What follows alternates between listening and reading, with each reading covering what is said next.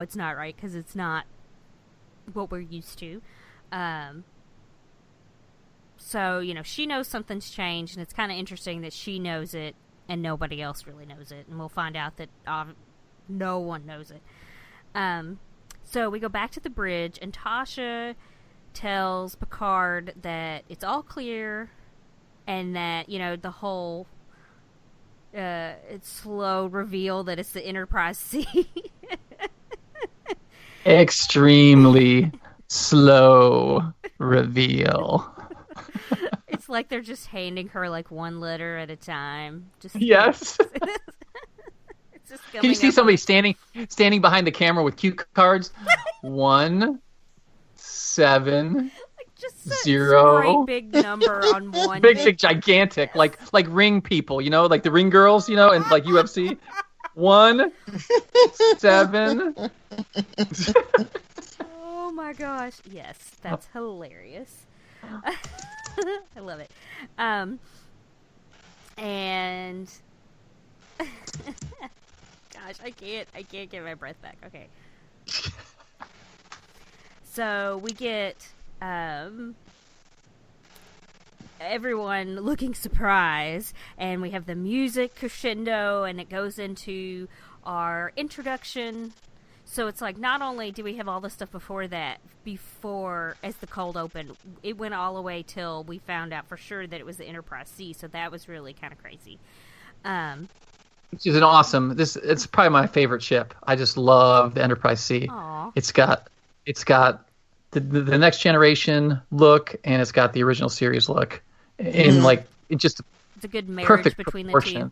Yeah, it's just so cool. Well, and plus they're still wearing like a version of like the Wrath of Khan uniforms back for Enterprise C, which my favorite Star Trek uniform is Wrath of Khan style. But no puffy uniforms. Shirt and puffy collar, man. No Come puffy. on. They got away with the puffy collar. I know. Believe me, it's that's the only tweak I don't like. But it's Plus, they didn't have like the pant bottoms that were puffy.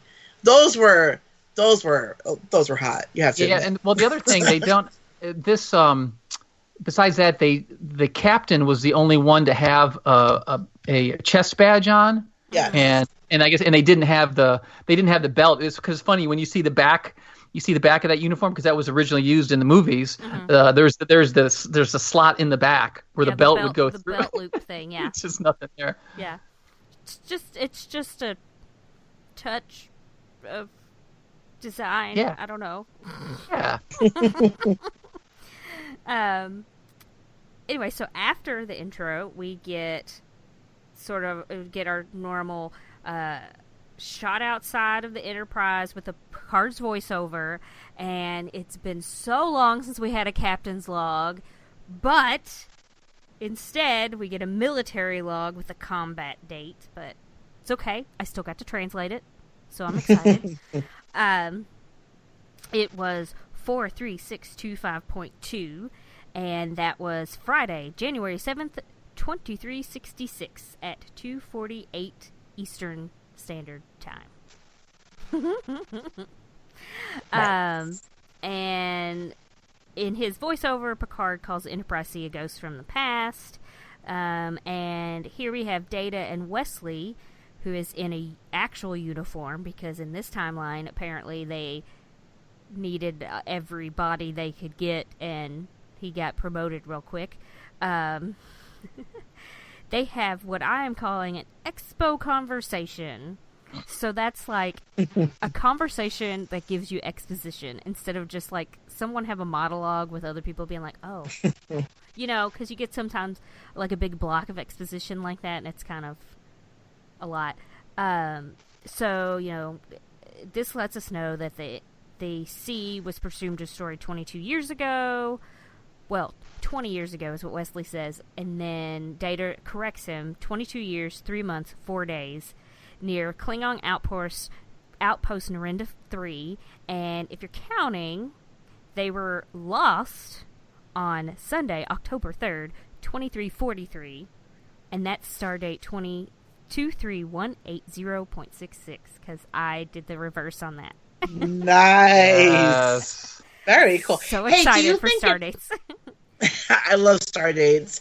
Do you think in this alternate timeline, they still tell Wesley to shut up? I hope they do. I feel like Picard tells Riker to shut up instead in this timeline. That's true. Is Riker the new Wesley? Oh no. I don't know.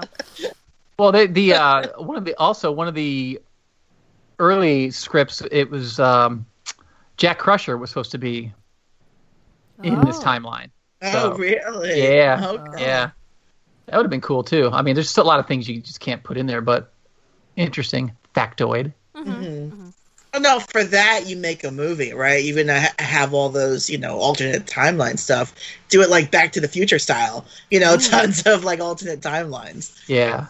Well, they said, I mean, like you said that Eric Stillwell, he said, if they didn't use this script here, he said there was talk about.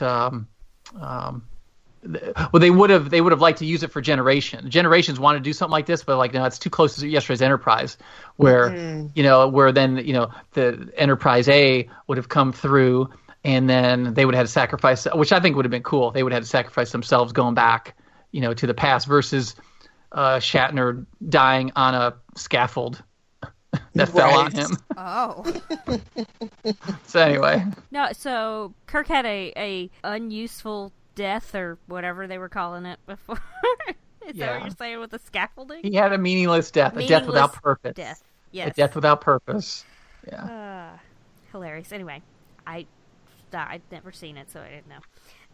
There's a lot of Star Trek I still haven't seen, but I have a feeling with things that people are picking for this, I'm going to get to see a lot more.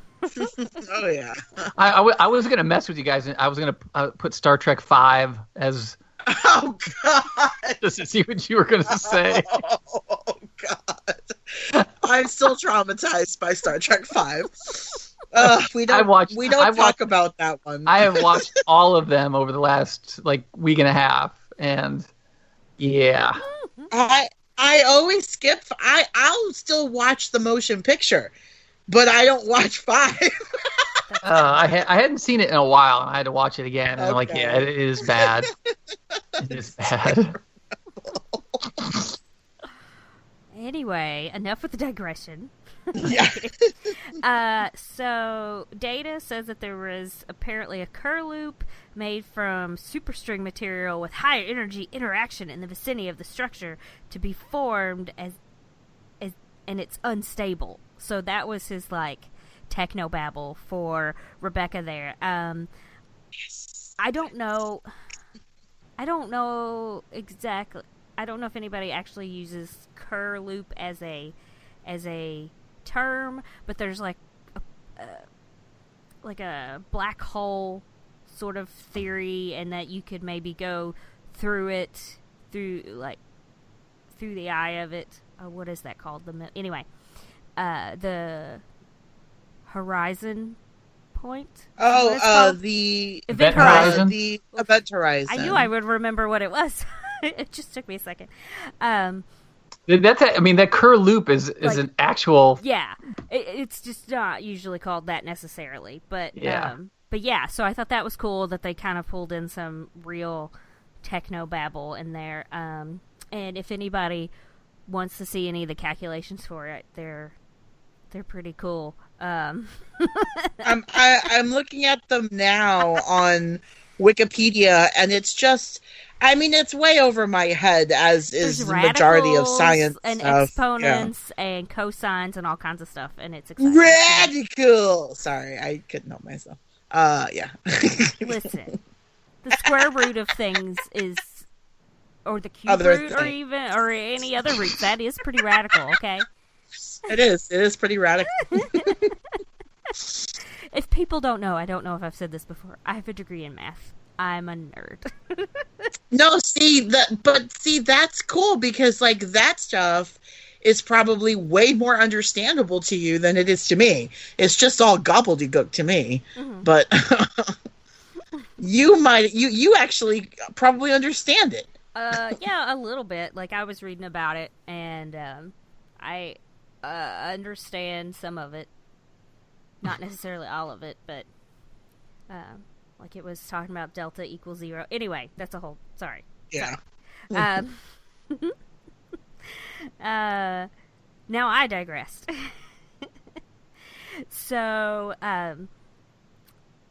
we hear from Captain Garrett. She sent out a communication detailing what happened to them, and Picard replies and says that they're going to come help. Then we see the Enterprise C, Tasha, Riker, Dr. Crusher, and Geordi, and some spares. Well, hold on a second. Hold on. Yes. You're getting past the first chippy. Oh no! What did I do? Picard, sorry. Riker chippiness, right, Rebecca? Sorry. Yeah. Or he's like, let's get an away team, belay that order. Yes. Sir. Yeah. I forgot about that. I didn't write that down because I thought that I would remember. Yeah, we get the first friction between Picard and Riker here. So what's the best description for their relationship? I put like very coarse. Yeah. You know. It's very very it's almost cold. Mm-hmm. It's not even like respectful. Like they don't respect each other, I don't think. Because imagine if this was like the real timeline and Riker gave an order and then Picard, if he didn't want him to do that, he would say, you know, you can imagine Picard being like, you know, stand by on that order and then say, number one, perhaps we should be doing this and that before this. And, you know, and then like kind of like talk it out with Riker. Like, and then they would like bro hug it out. And then they'd be like, okay, cool, we're on the same page. Like, but that doesn't happen here. It's just, I mean, they wouldn't really bro hug. I just like saying bro hug. It just, yeah. But like here, it's just like, belay that order. No, we're not doing that. Like, and it's like, you could see that there's not respect for each other in this relationship. Well, it's like if you if you took the Picard we know, and then now this person who's basically been in war for 20 plus years, he's not like the poet and the you know the reader of Shakespeare and all that because you were at war all the time. Probably doesn't even drink tea. Probably not. He doesn't even drink tea. Oh my God, what kind of a monster is this? Yeah, no, it's true. He's not the Renaissance man that we know. He's, you know, he's the warrior. He's the fighter that we never really saw because Federation wasn't at war like that when, you know, during Next Generation. Mm-hmm. Yeah, for sure. Gosh, yeah, they're like, they sort of, it's almost like they're bicker at each other, or like I don't know, like maybe they had once been friends or respectful to each other, and then there was like a falling out so now that's the reason why Riker still has his job, is because Picard knows that he's good at his job even though he contradicts him a lot. Or something, you know what I mean? It's like there's gotta be like some sort of history, some sort of good history back there. And what's ridiculous is that I'm going this deep into this TV show that never goes back to this at any point in time. But because it lays it out there and makes you wonder, instead of like when you have people who aren't very good actors or the writing's not very good, like with this many people writing this episode, it could have gone south so quick. And anyway.